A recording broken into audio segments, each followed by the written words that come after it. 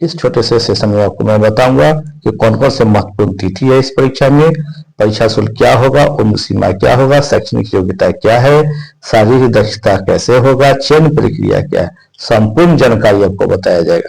तो आइए सीधे चलते हैं आज के सेशन को, आप ध्यान से देखिए।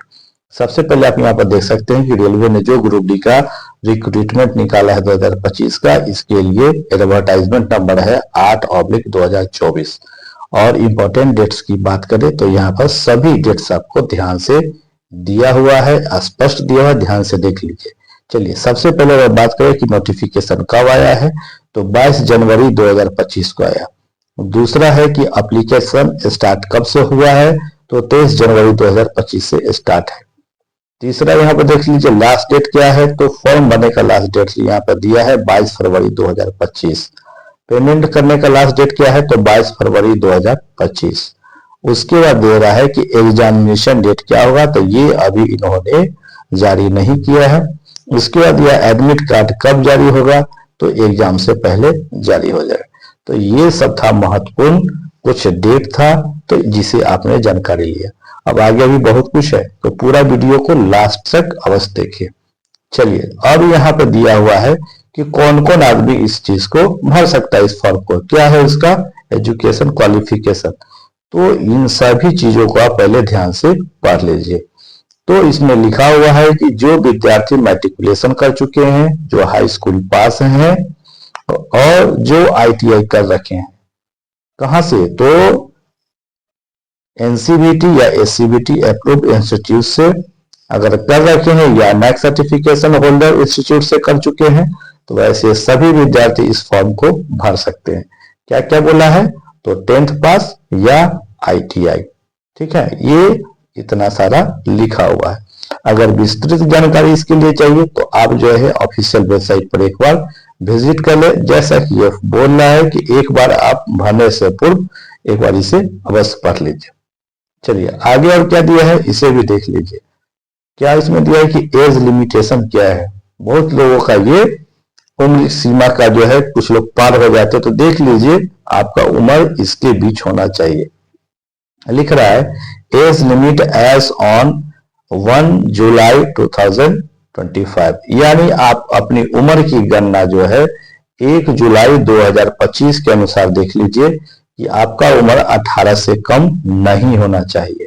ये मिनिमम दिया है। और मैक्सिमम क्या दिया है, तो 36 साल से ज्यादा नहीं होना चाहिए, ठीक है।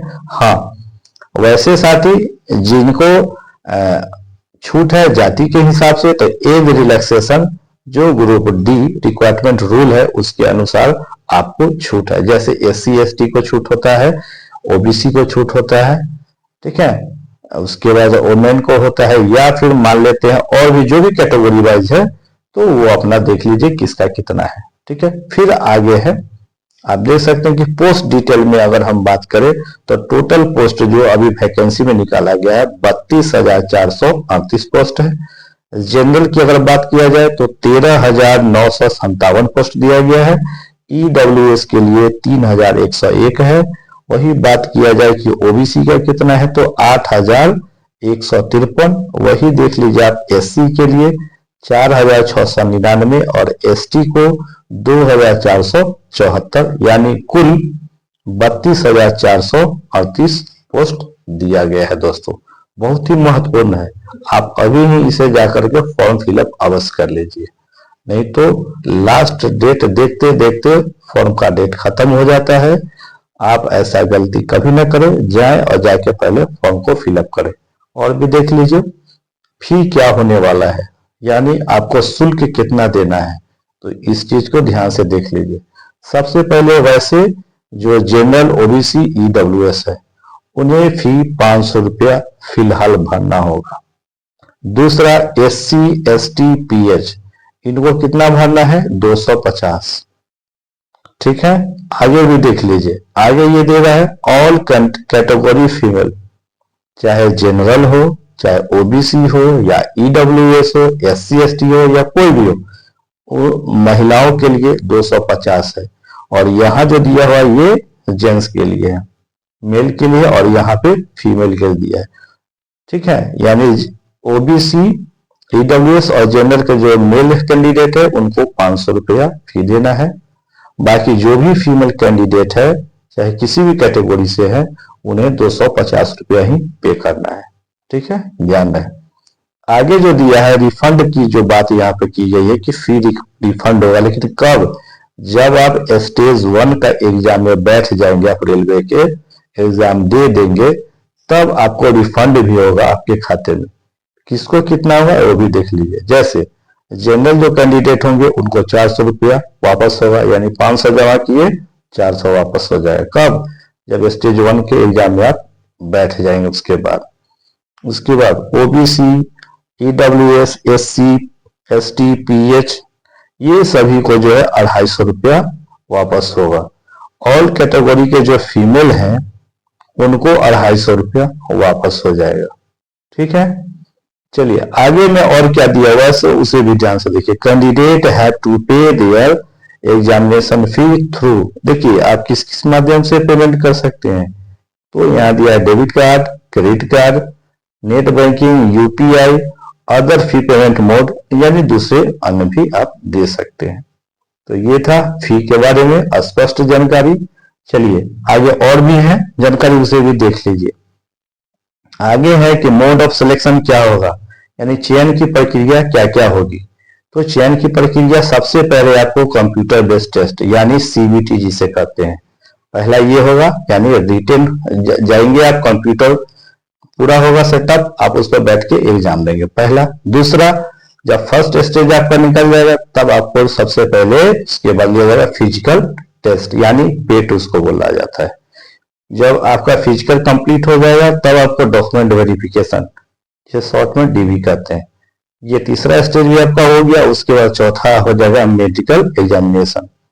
जैसे ही मेडिकल एग्जामिनेशन हो जाएगा बस आप ग्रुप डी के आप भर्ती प्रक्रिया में चयन हो जाएंगे। चलिए अगला जो है सबसे महत्वपूर्ण कि भाई मान लेते हैं कि मेरा सब कुछ हो गया, तो फिजिकल एलिजिबिलिटी क्या होनी चाहिए, यानी आपकी दक्षता क्या होनी चाहिए, शारीरिक दक्षता। देखिए मेल के लिए अलग दिया है और फीमेल के लिए अलग है। मेल के लिए क्या है वो देख लीजिए, फिजिकल एग्जामिनेशन में क्या हो। तो फिजिकल में होगा, देख लीजिए जेंट्स को क्या होगा, जो मेल होंगे उनको 35 केजी का वजन आपको दिया जाएगा, ले करके दौड़ना है। डिस्टेंस कितना होगा, तो 100 मीटर होगा और 2 मिनट में जाना है। लेकिन शर्त यह है कि जब एक बार उठा लेंगे तो 100 मीटर तक जाने के बीच में आपको गिराना नहीं है, नहीं तो डिस्क्वालीफाई हो जाएंगे। या इसके अलावा दूसरा और भी चीज अपनाया जा सकता है, जैसे 1000 मीटर आपको दौड़ना पड़ सकता है 4 मिनट 15 सेकेंड में, तो ये भी है। उसके बाद चलिए फीमेल कैंडिडेट की बात करें तो उनको 20 केजी वजन दिया जाएगा, 100 मीटर इनका भी डिस्टेंस होगा और इनको भी 2 मिनट का समय दिया जाएगा। फिर वही शर्त है कि जब एक बार उठा लेंगे वहां से जब 100 मीटर की दूरी तक जाएंगे तो बीच में कहीं भी उसको रखना नहीं है, डायरेक्ट 100 मीटर तक जाके पहुंचाना है। या दूसरा 1000 मीटर का दौड़ होगा जो कि 5 मिनट 40 सेकेंड होगा। ठीक है, तो ये सभी तो बाद में, सबसे पहले आप फॉर्म फिलअप कीजिए। सबसे पहले आपको क्या करना चाहिए, फॉर्म फिलअप करना चाहिए। कुछ सलाह है, सलाह क्या है, तो सलाह को भी ध्यान से देख लीजिए, ये काफी महत्वपूर्ण होने वाला आपके लिए।